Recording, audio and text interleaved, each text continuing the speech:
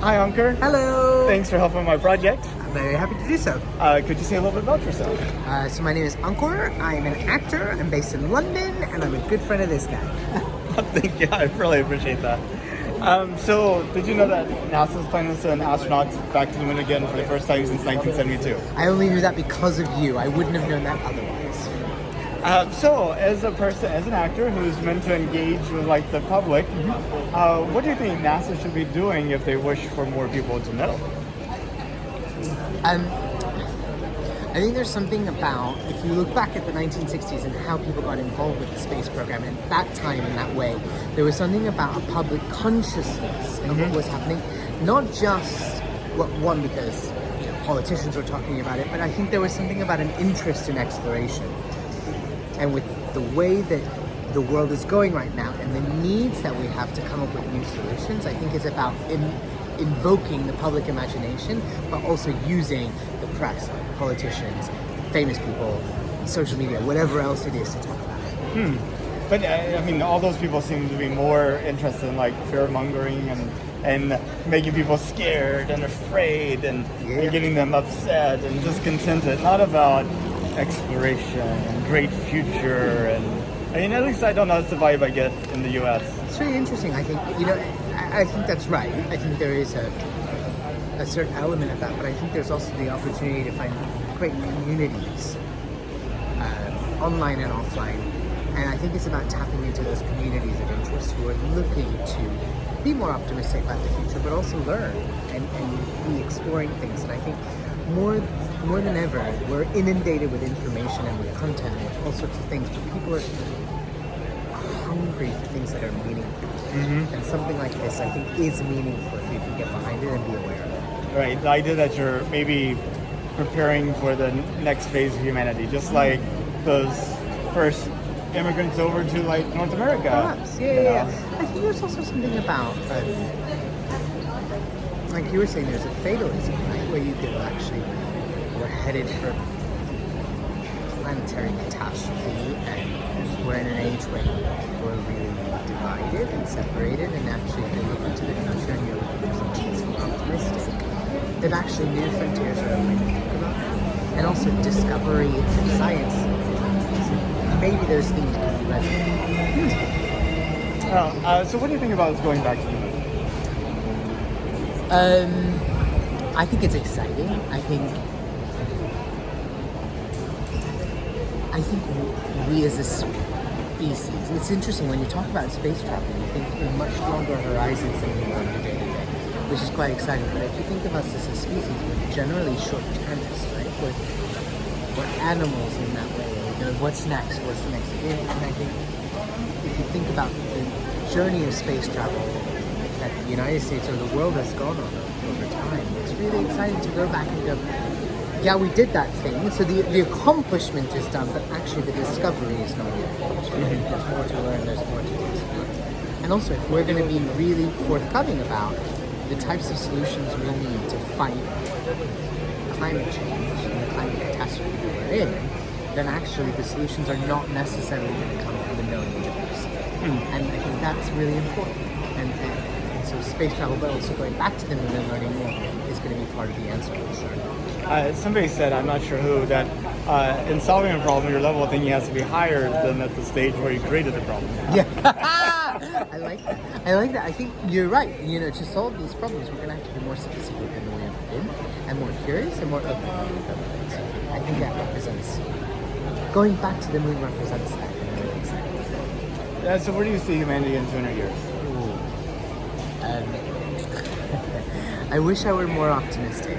I in my own humble way, I find it really difficult to imagine that we're going to meet the challenges of our time. But we've always done so. So I would like to think we're in a place where we're restoring the planet to a place that's better than we left it. That would be nice, but I'm struggling to believe right now. It's hard to see with all the landfills and the polluted waters and the... Also, the political discord and the fact that we, as a human race, continue to find division rather than cohesion. That's hard. But our capacity to invent, our capacity to find new ways, hopefully will come to the fore. Talking about division, one thing that seems to have really been exacerbated is our capacity to take offense. And, it seems like, that makes it really difficult to kind of have a stable society. Everybody can be offended all the time. I just wonder what your It's interesting, right? Like, I think everyone has the right to be offended. But freedom of speech requires me to be able to say things that are offensive to someone else. But at the same time, freedom of speech, I think, requires a responsibility on the part of the speaker to understand that what I say has implications, right, and is not without implications. So I think it's both the responsibility of the speaker to go, what I say has implications, and the receiver to go, you have the right to disagree. But I think what's hard about what you're talking about in terms of our ability to take offense is that we can no longer speak across political or ideological divides in a way that we might have been able to do before, and have a conversation and go, you and I might fundamentally stand in different places, but that doesn't mean we can't communicate, we can't come together and base something around, or our positions might change. Right. And I think that's super exciting, right? Like, as space for growth. Precisely.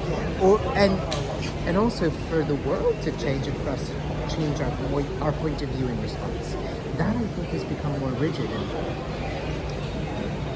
hopefully that will change. Hopefully we'll open ourselves up. Yeah, I think what you're talking about is we have to have respect and mutual, at least listening to each other and kind of consideration, maybe. That would be nice. But 200 years, do you think we have people living off of Earth or just only on Earth? Like, do we have people living in more places besides the Earth? I have no problem believing that we'll be on space stations all of the universe.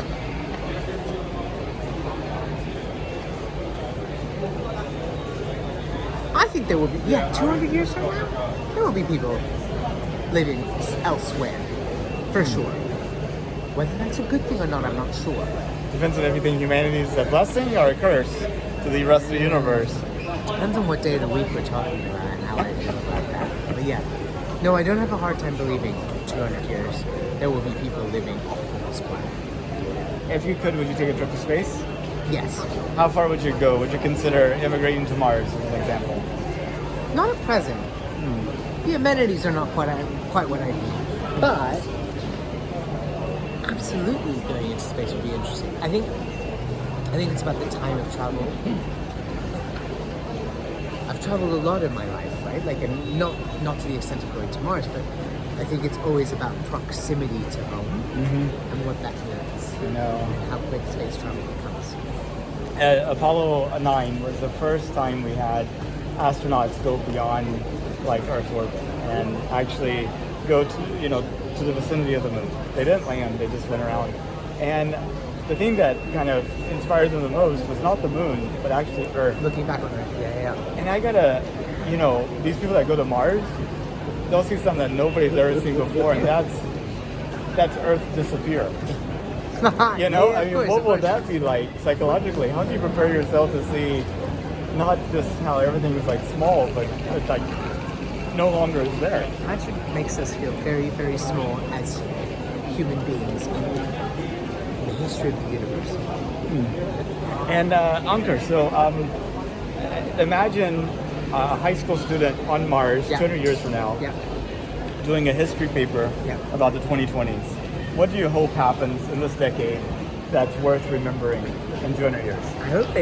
I hope they say, do you know what, 2022, 3, 4 was when they woke up and they started to finally do something and stop pretending that the human race's impact on the universe, or well, on the Earth as a planetary system didn't need to be addressed. That would be nice. We need to be stewards, not just consumers. Precisely. Well, thank you so much, Ankur. I really appreciate your time. What a lovely chat. Thank you.